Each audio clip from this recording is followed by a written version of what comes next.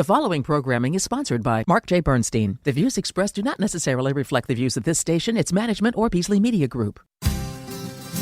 Entrepreneur, founder, author, and financial advisor Mark Bernstein helps high-performing business owners turn their visions into reality. Through his innovative work and the Forward Focus Forums, Mark connects entrepreneurs to resources that fuel their success. Founders Forum is a radio show and podcast where entrepreneurs share their journeys, revealing the lessons they've learned and the stories behind their success. Join Mark and his guests for a mix of inspiration, valuable insights, and a little fun. Now, let's dive in.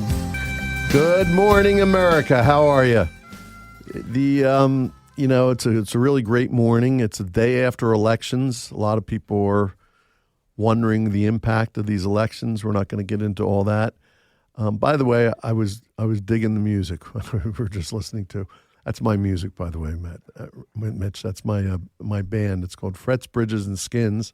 For anyone that wants to listen more, the name of that song is called Should I. I don't plug the music usually, but I was listening, and particularly the bass player. I love the bass parts on that. It's me. But anyway, so we this is our second show that we're recording today, and sometimes we continue the topic of the day from the last show. And I think this is a good one because it's something I've been thinking about for a few weeks. And I have a group we work with, personal development type stuff, and we've been talking about this. Is what are the things that influence you that you may not realize influence you, and that could influence you. I don't always believe in positive and negative, like that things are black and white like that, but it can influence you in a good way or a not so good way, and that's just something that I've been thinking about. So I'm going to start because I know Vera Hempel's with me again today, by the way, and I know she's thinking about it, so I'm going to ask you first, Mitch. We have Mitch, and I'm going to formally introduce Mitch in a minute. How does that question occur to you? Yeah, so I think it's really interesting, right? So the things that I probably purposely try to influence me, mostly reading, mostly audiobooks, we'll call it purposeful content that I like to consume. Things that influence me that I don't have any control over, traffic, the lines in grocery stores, and social media influencers recording themselves in the gym. Aggressive drivers. Yes. Love the way you put that. How about you, Vera? Any new insights on this? Well, I like that, putting it that way. I think there's a lot of things that we have control over that I think I also like to think that influence me. But I think mostly what influences me is my relationship with my child, with my daughter. In a good way, because she's a mirror and she shows me if I'm doing something that she doesn't agree with, or if we get into an argument, I'm influenced by that. So I think that's probably the most important one. It's a question I'm throwing out to all our listeners. Think about what influences you during the course of the day that you may or may not realize, and and I love Mitch's approach to it in particular, which is, choose your own influences and plant those. And I've spent most of my adult career living it that way. Lately, been really busy, and it's been a lot less. I've been a bit more just responsive to what's around me, and I'm realizing I got to get control of that again. So, thanks for that reminder. So let's officially introduce Mitch Gyger, who's president and co-founder of OPS Security Group. Mitch has over 20 years of experience in the security industry and serves as president, as I mentioned, of OPS. Since co-founding the company, he has played a central role in shaping its growth and evolution. In his role as president, Mitch is responsible for setting the company's strategy, overseeing finance, sales, human resources, and service delivery. His leadership ensures OPS continues to deliver high-quality service while building a culture rooted in integrity and high performance. Welcome, Mitch. Thanks, Mark. It was very kind of you, but thanks for having me today. Well, hey, this is what I'm reading. It is what it is. But I trust that that's all true. I know enough about you to know that those things are true. So first of all, let's talk about your humble roots in Lancaster County. That's been a theme. We have a lot of Lancaster shows coming up. We were talking about that earlier, and our last guest was actually from Central Pennsylvania and has a location in Lancaster. What happened from there? I guess it really starts in college and then grad school. Yeah, born and raised Lancaster County. I actually grew up in the Mennonite church. So 1 degree, call it left of the Amish. Maybe 2 degrees were a little bit more reformative in terms of the Mennonite church I went to. But left Lancaster County, moved to Philadelphia for school. Went to Drexel, and then I ended up sticking around. And I've kind of lived in and around here ever since. Lived in the city for about 20 years and then recently moved out to Wayne. And let's talk about professionally how that's evolved. So I think your curiosity about security really started kind of in grad school where you studied Homeland Security. Yeah, so I think it was more of, so I graduated college in 2009. And so everyone that probably was working or trying to work in 2009. It was definitely a rough time. It was something that, being in college in 2008, I feel like when you're in college and there's larger economic issues, you almost feel insulated from them because you're just in school, you Right. show up, you can just do it whatever you want, you can live off $100 a week and it's fine. But I graduated college in May of 2009 and then I couldn't get a job. I think I tried for like 6 months to get a job. So I ended up getting a job as a security guard at an apartment building just because I was too proud to move home. And I literally backed into how much I needed to make just to pay my bills and have a little bit of spending money. It was either that or enterprise car rentals, probably. Right? It was either security, which I felt like I knew. I worked in some nightclubs when I was in college in the city, and I felt like I knew something there. But yeah, it was either that or enterprise, where they give you the tools to be your own boss. Right. I've heard that one before. Actually, I had someone on the show that ran the whole northeast section of enterprise, a very big job, and had a lot of growth and a lot of financial success. And People like to knock on their training program. From a managerial perspective, it's pretty good considering what else is out there in a lot of other companies. I love to find even our business people that had done that first because it'd be fun to talk to. Good basic training, no question about it. So you went from security guard to after applying for hundreds of jobs and you got a job in security. What happened next? I was still applying for jobs, and at some point I probably gave up and just said, I'll have to give this like a year for the economy to improve. I think every job that I applied for, 1 out of 50 actually gave me an interview, and then I never got those jobs because everyone with 5 or 10 years of experience was also out of a job and taking entry-level positions at that point. So I figured time was my best friend, so just waited out, and I think I maybe waited too long, but I just stopped applying, and then I started liking the work I was doing. I got promoted a few times, went to grad school just to further my own study in that general area. So I went to St. Joe's, got my master's in Homeland Security. There's not very many ways that I think at the time a 24-year-old gains credibility other than through hard knocks, which takes time and years and some wisdom earned. So it was my fastest track to gaining credibility. So. Right. And then what did you do with that?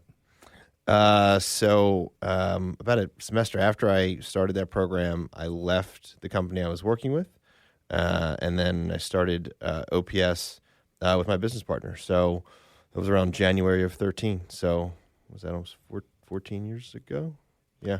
So I'll fast forward. I know you have like over 600 employees today, and it's a pretty large organization. How did you start out with your partner, and what did it look like in the beginning? So I was fortunate enough to actually know my business partner prior to us, like even having a conversation around, starting a business. He worked as a consultant with the company that I was working for, and then was probably 5 or 8 blocks away from me in terms of where we lived in the city. So we always stayed in touch. We kind of sat down one day and said, hey, what it would look like if, we gave this a shot. I was 25. He was coming off the heels of retiring from being a police officer, so was an adjunct professor. And I said, hey, what do you have to lose? You're like mid-40s. What does round 2 look like for you? And so we ended up giving it a shot. And I think in the beginning it was, he's never run a business before. I never ran a business before. I worked in a security business, but that doesn't mean I know anything about business.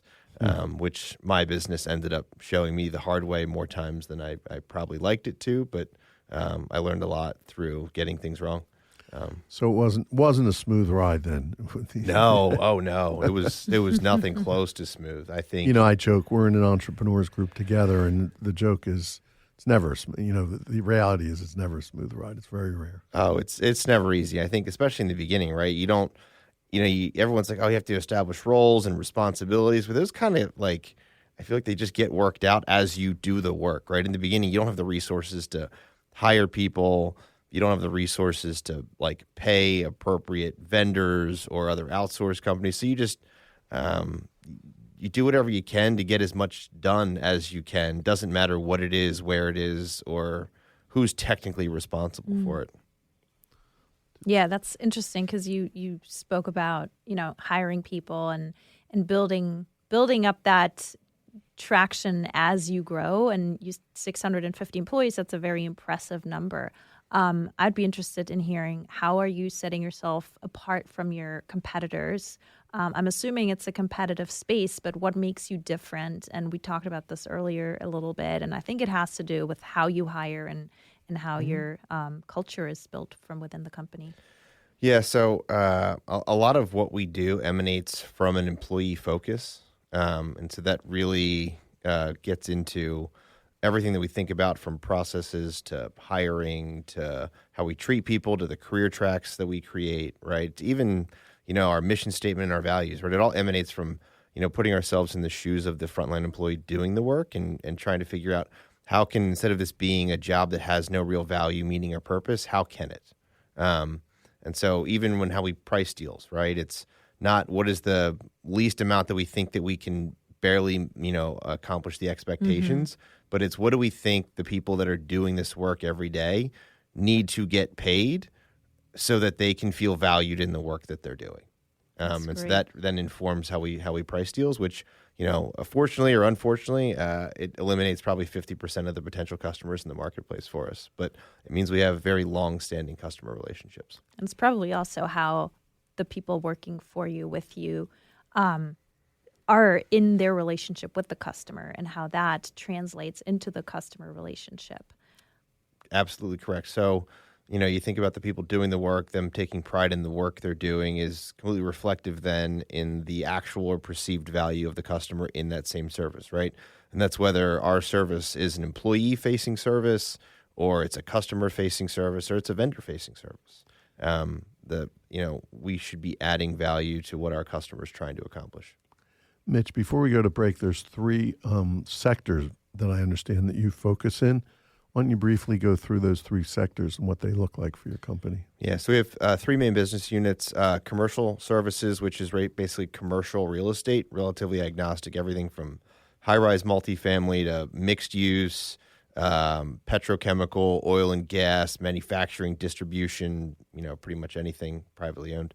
And then we have our personal protection work, which is contracted either directly through individuals or through larger companies for their executive teams. And the last is our government contracting services, which is like our commercial services, but it's all government facilities. There's also critical infrastructure in there, and almost all of that work is also armed. That's great. Well, why don't we take a quick break, and we'll be right back on Founders Forum. The Sattel Institute is the leading CEO member organization dedicated to corporate social responsibility. Under the vision and leadership of its founder, entrepreneur and philanthropist Ed Sattel, the Institute brings together CEOs in Philadelphia and other cities to support the nonprofit organizations that do heroic work in our communities. The Sattel Institute believes that community is every leader's business. SI's members-only meetings and private CEO conferences give members the opportunity to hear from world-class thought leaders on crucial topics like AI, education, corporate philanthropy, and more. In addition, CEO members get the opportunity to share ideas and experience with their peers, like-minded CEOs who believe in the importance of giving back to the community and who understand the benefits companies get from embracing corporate social responsibility. The Sattel Institute charges no dues or fees. In order to join, member companies simply make a long-term commitment to the nonprofit of their choice. To find out more more about membership and why so many leading companies are now part of the Satell Institute, visit the organization's website at satellinstitute.org. Satell, S-A-T-E-L-L, institute.org. As Ed Satell says, think we, not just me. We're back on Founders Forum with our guest today, Mitch Gyger. Mitch, you were talking about your 3 business units. Do they operate differently from each other? Does it require different material from a management point of view? And how do they intersect, and how are they different? So there's definitely a good amount of overlap, but there are some probably key differences, right? So from a back office shared services perspective, right, it still utilizes most of the same processes and people around HR, accounting, finance. Where it does change is in the oversight and management of the staff, as well as the training of the staff, the requirements to be eligible for some of that work, and then also how we think about the marketing and selling of that business is also completely different. I want to jump ahead, something we usually ask at the end of the program, but your future vision, because that will tell us a little bit about what kind of challenges you might have. If we were, this is November of 2025, if we're talking again November 2028, and I asked you at that point, hey, Mitch, how the last 3 years been? What would have to happen in order for you to determine that was a successful period, 3-year period in your journey? So I think about that and what does success look like in 3 years in 3 different buckets, right? I think first and foremost is that my faith and relationship with God and Jesus Christ is as strong, if not stronger than it is today. The second is that my personal life, which is my marriage, hopefully we have kids at that point, as well as the relationships with our larger extended family, is on a firm foundation and continuing to do really well. And the last is, from a business perspective, our thesis around commercial sales has been successful, and we've been able to achieve the things that we wanted to in our government services space that we set out to 7 years ago. It's been a long road. I'll ask you, it's a business show, but feel free to answer this on the personal level as well. In regard to making that vision come true, what challenges do you see, and what strengths do you think you've built over the years to be able to meet those challenges? You said personally? In any area that you want to address, wherever you'd like to address. Yeah, so I think, and I'll just kind of go in the same order, right? So time allocation in terms of my relationship with God and my own walk, right? It's not something you can do haphazardly. Right. You can't just wake up and hope it's okay. It's purposeful dedication of time aimed in a direction that is where I want it to be. I would say the same is true in my personal life, which it's. I don't want to call it a balance, but finding a way in which to exist in a space where my relationships are in all really good places with my wife, hopefully children in 3 years from now, and then my parents, my wife's parents, my in-laws, and our extended families. That might have to do with your way of being, because, right, it's hard to allocate it by a time point of view. Yeah, right. It's seasonal, right? Yeah, I think that the season dictates the need, and you have to sometimes be responsive to the season that you're in and accept the season that you're in. And how about on the business side, from the vision that you have for the next 3 years? I think that is just following the plan and process that we've laid out. The playbook that we've created. Right. I think a lot of the challenges that we've encountered, specifically on the government services side, are purely just timing, right? So a lot of that is just staying the course, right? We can't help administration changes. We can't help procurement sentiment. We can't help the government shutdowns. But it doesn't mean what we're doing won't work. It's not in the time that we would like it to work. So some of that is just trust in that what we're doing will inevitably get us to where we want to be. So common thread through all of those might be planning, taking time to plan, whether it's time to study, to pray, to work on relationships, to execute your business plans. So you're a planner, I take it. Oh, 100%. I probably get in trouble for planning too many things. Right. Right? Like, why is this so rigid? Why Right. is this so planned out? I hear that at home a bit myself sometimes. Yeah, because- I mean, the default or the opposite of too much planning just feels like pure chaos to me, and I don't know how anyone exists in that kind of space. I can relate to that. I'm gonna be quiet here. No. Well, I Well, think you want to between- say something. Well, between my business partner and myself, would probably be perceived the planner, but not as rigid. I think if you were to look into my brain, that would probably cause some I look at a little bit of chaos. yes, some chaos. But I would be, I was just reflecting on one thing that you said, is that it's seasonal, right? And how are we living through the seasons personally and also in business, and how do we adapt in terms of pivoting away from a certain angle that we want to take. If you're pursuing the government contracting and that might not be the right season, how do you pivot into maybe other revenue streams or other endeavors within your business that might be more profitable in the short term and still focus on the long term goal? Yeah, I mean, I think a great example, and I literally just lived through one of these seasons, is I went through this period of ramping up my sales team, which involves a lot of my time and commitment. We have a very, process-driven onboarding plan and training program that takes 3.5 to 4 weeks for anyone on the sales team before they can actually start doing the work. So ramping up that team, plus hired a new HR director, which meant that every hour of every day that already wasn't accounted for was for onboarding and training new people. And so a lot of that was just accepting of the fact that I was going to have to say no to a lot of things outside of work, whether they were social events or time with friends or, extra time with family, or even, having the conversation with Jenna around, hey, the next, 3 months are going to be a little rough on my schedule. And so, I ask for a modicum of grace in terms of like when I can get home versus how we spend time together versus how she might want us to spend time together in that season. Yeah, well, it's the dance that we all have to do, right? Mm. And sometimes the dance includes a quick pivot, or a short-term pivot, or a longer-term pivot, right? Mm-hmm. So, did you have a follow-up to that? Are you good? No, Okay, that was good. very good. Okay. So, I know you're a voracious reader. What kind of books do you like to read, and what are your favorite books? I use reading as an outlet to gain, we'll call it knowledge and some wisdom.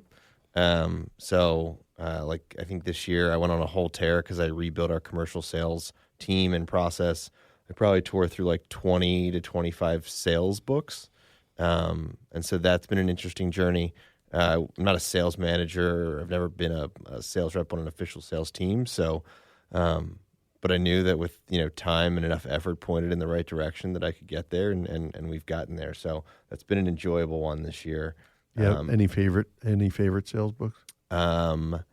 The one book that is really good. It's a great tactical teardown of like how to. I think a lot of sales books do a really good job of being super amorphous at what you actually should be doing. And they just generalize and speak in like vague generalities around how you do this work.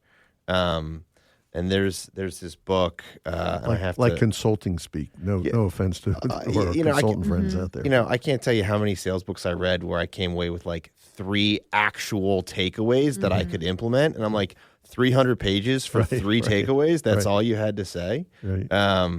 And the one book, and I'm going to look it up here, but it's probably the best tactical teardown of work, and it's called Cold Calling Sucks, and that's why it works. And it was the best. Like, if you want to know like what you actually should say when you pick up the phone, and not just think about making calls, and then actually hear examples of people saying it and watching the videos. It's great for new reps. It's great for SDRs, but it's just called Cold Calling Sucks. Probably best sales book on the market today.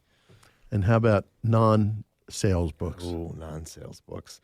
They go all over the place. So Are you reading one right now? I am. I'm reading Jordan Peterson's "We Who Wrestle with God," and so that has been a very dense book to get He deals through. with heavy duty stuff, and he's heavy duty to read. Too. Very. Yeah. So it's about 500 pages, and I more than 10 pages a day is a little rough. So I try to stick to 10 pages, maybe 3 or 4 times a week. Yeah. Do you have any all-time favorite books? Oh, all-time favorite books. There's a book, The Hard Thing About Hard Things, which is a really great read. Basically everything that they should teach in business school but don't. Right. And so I think like one of the chapters, just to give you an example, one of the chapters is how do you fire your friend? Mm. Right. Yeah, they don't teach that in business. They don't. Very. I've had a couple of conversations about that with different entrepreneurs over the last couple of days, and it is one of the hardest things you'd ever have to do. Oh, it is not fun. But I mean, he takes 4 pages and he lays out exactly how you fire your friend with like grace. I hopefully will never have to do that again, but I've had to do it several times, so I probably should read that book. I've heard about it. I haven't read that one. It's a good one. If you were speaking to your younger self, Mitch, what advice would you give you? You're not as smart as you think you are. You know less than you think you do.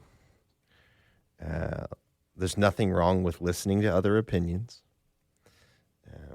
And you're going to continue to fail and get beat up, and that's part of the process. And there's nothing wrong with not knowing the answer too, right? Correct. It's okay to say, I don't know. I wish more people in business would learn that, because I feel they have to feel like they have to give an answer even when they don't know. Yeah, no, it's okay to keep asking more questions. It can be just about, discovery than it is about just knowing what you think is the right answer. Yep. Do you have anything I should have asked you that I didn't ask you? I never asked that. That's on a the good show, question. Yeah. I like that one too. Is there anything you'd like to throw in? No, I think I'm good. I think it was a solid conversation. Great.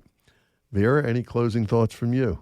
No, I mean, yeah, I was thinking about, asking the question. I think that goes for personal, but also any aspect of business. When you're talking to your customers, you're trying to figure out what are you solving for? What are the problems? How do I do this? And I think that's a very important takeaway that I'll put on a sticky note on my desk. Well, I think we've covered it all. And thank you both for being here. Thank you all for listening this week on Founders Forum, and we'll be with you again next week.